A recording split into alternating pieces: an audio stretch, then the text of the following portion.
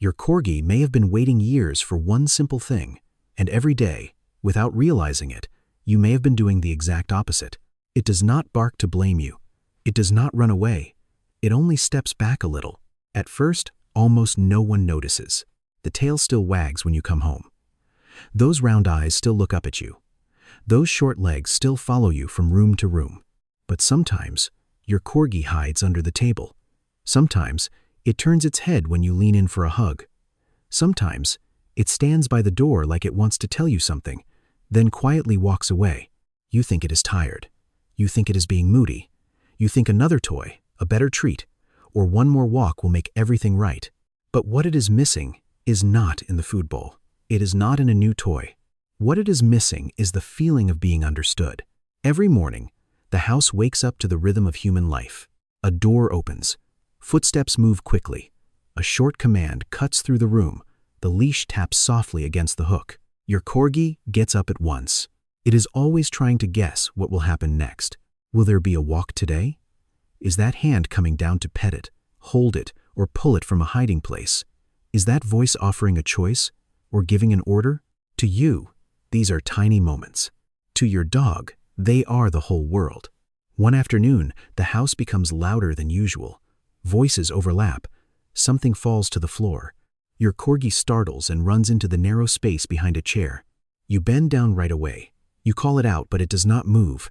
You think it is scared and needs to be rescued. So you reach in, pull it from the dark corner, hold it against your chest, and say everything is okay.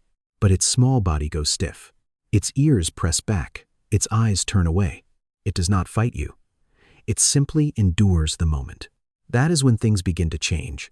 Not because you do not love your dog, but because you are loving it in a human way, while it needs to be understood in a dog's way. That night, when the house is finally quiet, your Corgi does not lie beside your feet like usual. It chooses a spot farther away. Only a few steps. But that distance is bigger than it looks. The next morning, your Corgi still runs to the door when it hears the leash. But this time, it does not jump with excitement. It waits. Its eyes stay on your hand. Its body leans back just a little. You do not notice. You bend down, rub its head hard, and clip on the leash. The walk begins like every other walk. Your Corgi stops near a patch of grass by the gate. It lowers its nose and takes in the scent for a long time. That scent may tell it which dog passed by, whether that dog was healthy, calm, or stressed. But you are in a hurry. You give the leash a small pull. Your Corgi does not move. You pull again. It follows, but looks back over its shoulder. A few minutes later, it stops beside a tree. This time, you call more sharply. When it does not respond right away, you pull it forward. You only want to finish the usual route, but your dog is losing the most important part of the walk. For people, a walk is exercise. For a dog, it is also a way to read the world. Every scent carries information. Every stop is a choice. When every choice is taken away, your dog can begin to believe something dangerous. What it wants does not matter. Over the next few days, the distance keeps growing. When your Corgi is resting, you walk by and reach down to stroke its back. It licks its nose. You think it likes the attention. When it turns its head away, you hold it closer. It yawns. You think it is sleepy. When its body stiffens, you keep petting because you believe love should always make a dog feel better. But dogs cannot say, "Please stop," with words. They turn their heads. They press their ears back. They lick their lips. They yawn when they are not tired. Sometimes, they go completely still. That stillness can look like good behavior. But sometimes, it means the dog no longer believes that saying no will change anything. One evening, you call your Corgi onto the couch. Before, it would have come running. This time, it stands a few feet away. You call again. It looks at you, then glances toward the corner of the room. You pat the empty space beside you. At last, it climbs up. But instead of curling against your legs, it settles at the far edge of the couch. Now you know something is wrong. You offer its favorite toy. It sniffs it and turns away. It still eats dinner, but as soon as the bowl is empty, it returns to its own corner. For the first time, you realize it is not tired. It is close to you, but it is no longer fully relaxed around you. That is the frightening part. Not a dog that runs away. A dog that stays, still obeys, and slowly begins to hide how it feels. If stories like this help you understand your Corgi on a deeper level, follow Corgi Corner. Because sometimes, the most important signal is the quietest one. Then something small happens. Something that forces you to look at everything differently. It happens on a rainy afternoon, when thunder cracks directly above the roof. Your Corgi jumps. It races off the rug, slips slightly on the floor, and runs straight behind the chair. It is the same place you once pulled it from. You stand up right away. Out of habit, you start to bend down and call it. But this time, you stop. Your Corgi is curled into the dark corner. Its whole body is trembling. It watches your hand move toward it, then presses its back against the wall. That look makes you freeze. It is not only afraid of the thunder, it is also afraid that its safe place will be taken away again. You slowly pull your hand back. You do not call. You do not pull. You do not try to hug it. You sit on the floor a few feet away. You turn your body slightly to the side so you do not add pressure. Your voice becomes lower, slower, and calmer. It's okay. You can stay there. Your Corgi does not come out. Another burst of thunder shakes the room. It flinches, but this time, it does not press farther into the corner. You stay still. 5 minutes pass, then 10. You begin to understand that this is not the moment to prove you can make the fear disappear. This is the moment to show your dog that it has a choice. Your Corgi slowly pokes its head out. It looks at you. You do not reach forward. One paw comes out. Then it stops. You remain still. For the first time, your dog is not being pushed toward you. The space between you belongs entirely to it. Your Corgi takes a few more steps. It does not climb into your lap. It only sits about an arm's length away. But for a dog that has started to withdraw, that is a huge step. You place your hand on the floor with your palm open. You do not touch.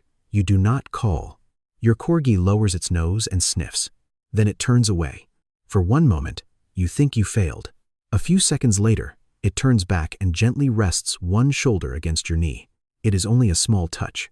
You want to wrap your arms around it, but you do not. You let your dog lean against you. A third clap of thunder rolls through the house. This time, your Corgi does not run. It presses a little closer. That is when you understand the most painful truth. Your dog never needed you to control its fear. It only needed you to become the place where it could feel afraid and still feel safe. But the storm is not over. A loud noise hits outside the front door. Your Corgi jumps up. The door was not fully closed. A strong gust pushes it open. For a split second, your Corgi runs toward the gap. You call out without thinking. It stops in the doorway. Ahead is a wet street, loud thunder, and a world full of chaos. Behind it is you. No leash, no hand holding it back. Only a choice. And for the first time, you cannot force your dog to return. Your Corgi stands in the doorway. Rain blows against its short coat. Its ears lift, then lower. You want to rush forward. You want to close the door. You want to grab your dog so it cannot run. But you stop. You sit on the floor and keep your distance. Your voice stays calm. You can come back. It is not a command. There is no panic in your voice. It is only an invitation. Your Corgi looks out at the road. Then it turns its head toward you. Another crack of thunder hits. It flinches, but it does not run. Instead, it steps back from the doorway. One step, then another. Once it is inside, it does not rush to you. It stands in the middle of the room, almost as if it is checking whether its choice will really be respected. You do not move closer. You let your dog decide. A few seconds later, your Corgi walks slowly toward you. It lowers its head and sniffs the hand resting on the floor. Then it settles into the space beside your legs. This time, you do not hug it right away. You wait. When your dog leans its full body against you, you gently place one hand on its shoulder. One slow stroke. Your Corgi does not turn away. It does not lick its lips. Its body does not stiffen. It lets out a long breath and lies down. The rain is still falling hard outside, but inside the room, something has changed. Not because the fear is gone, because your dog no longer has to face it alone. From that day on, you begin to change the small things. You create a private corner for your Corgi, and no one is allowed to pull it out. On each walk, you give it more time to sniff. Before touching it, you lower your hand and wait for it to come closer on its own. You keep meals, rest, and walks on a steadier schedule. You also start talking to your dog more, not only with commands. You talk about your day. You tell your dog before you leave. You greet it when you come home. Your Corgi may not understand every word, but it understands your voice. It understands your rhythm. It understands that it is being included. A few weeks later, your Corgi lies beside your feet again every night. But this time, that closeness does not come from habit. It comes from choice. That is the difference between a dog that simply stays with you and a dog that truly trusts you. If this story helped you see your Corgi differently, follow Corgi Corner. Because sometimes, what a dog waits for its whole life is not more food or another toy. It only wants to be heard, to be given a choice, and to be loved in a way that feels safe.